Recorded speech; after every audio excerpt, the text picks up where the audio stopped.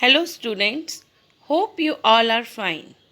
In last class, we have completed our chapter Family Resource Management.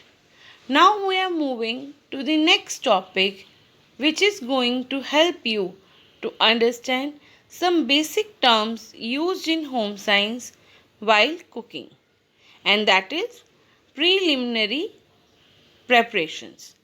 It means the various methods and techniques we follow or pre preparations we do before starting the recipe. For example, boiling potatoes for stuffed parantha or sandwich. So, here boiling is a pre preparation method. Same way, there are many basic terms we should be aware of. So, the first term we are going to discuss is batter.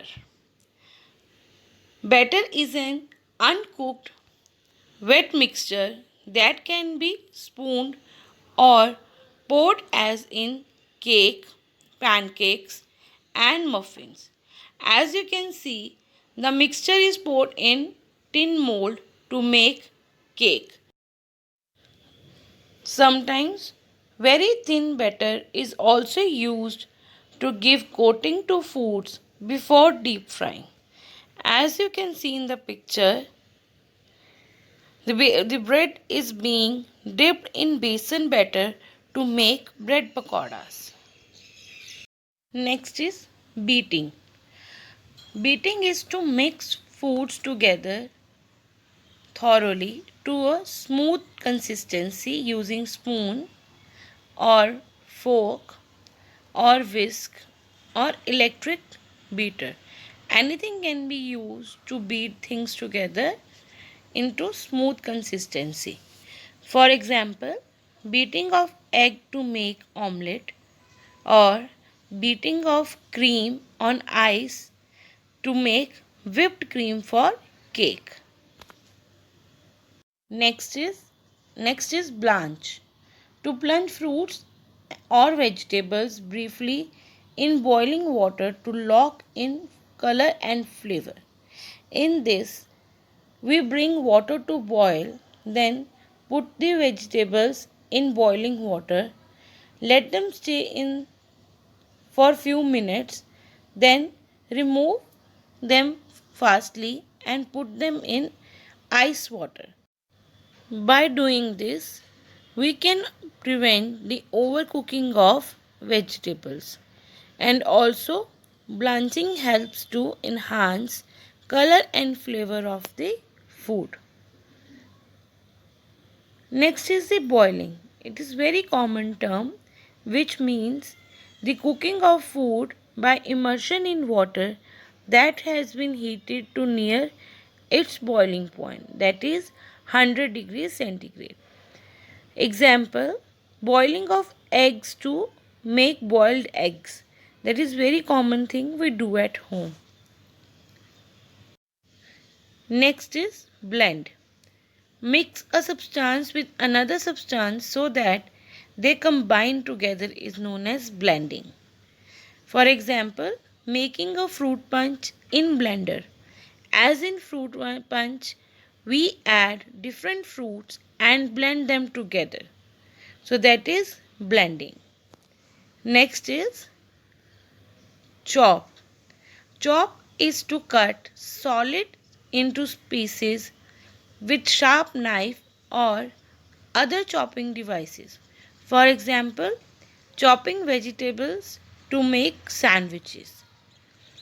So this is also very common term we always use in the kitchen, in which we cut the solids into small pieces.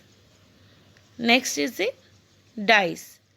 Dice is to cut food in small cubes of uniform size and shape. For example, cutting fruits in small cubes to make fruit salad.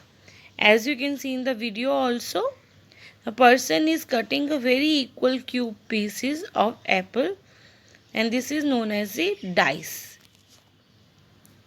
Next point is kneading. To make the dough by folding pushing away, turning slightly, and then repeating. We all do this for every meal. Kneading is used in making bread or pasta dough. The kneading process warms and stretches these gluten strands and eventually creating a springy and elastic dough. For example, we make dough for puri for baking pizza. Next very important step is to marinate. To soak meat, chicken or fish or cottage cheese in a flavored liquid mixture is known as to marinate. This step is very important to enhance flavor of the dishes as marinating helps all the spices and flavors to get mixed and coated well on the food. And this step is done before roasting, grilling or frying of the food. Next is sieving. It is the process in which kitchen utensil is used to strain liquids such as boiling water or to sift dry ingredients such as flour or powdered sugar. For example, we sieve a wheat flour to knead a dough for chapatis, and moreover powdered sugar is also sieved for the cakes. Sieving is also done after blanching the vegetables to separate out the water from vegetables. So with this we have completed our 8 basic terms which are batter, beating, blanch, boiling, blend, chop, dice, knead, sieving. So in the next class we will do the rest of the basic terms of cooking. Thank you students.